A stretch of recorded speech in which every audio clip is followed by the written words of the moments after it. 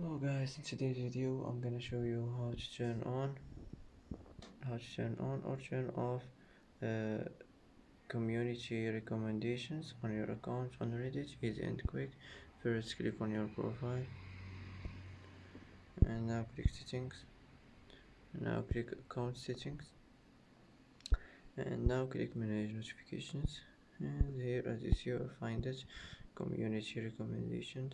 Click on it like this and it will be turned on, and if you want to turn it off just like this, and that's it. And that's it for today's video. If you like this video, don't forget to like and don't forget to subscribe.